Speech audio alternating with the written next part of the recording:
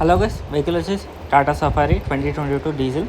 వెహికల్లో ప్రాబ్లమ్స్ అంటే coolant leakage, అలానే దీనిలో గేర్లు సరిగ్గా పడతారని కస్టమర్ అయితే తీసుకొచ్చారు. చెక్ చేస్తే ఈ కూలెంట్ పైప్ అనేది ఈ పుల్లికి టచ్ అయ్యి కూలెంట్ లీకేజ్ అవుతుంది.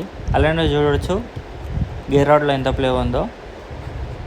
అది చూడవచ్చు గేర్ కేబుల్ చూసిపోయి మనకు ఆ ప్లే అనేది వచ్చింది. గేర్ కేబుల్ ఎందుకు ఊడిపోయినా అంటే కార్ సిమౌంటింగ్ బ్రాకెట్ అనేది ఇరిగిపోయింది. సో ఈ గేర్ కేబుల్స్ అనేవి దాని పొజిషన్లో నుంచి ఊడిపోయినాయి.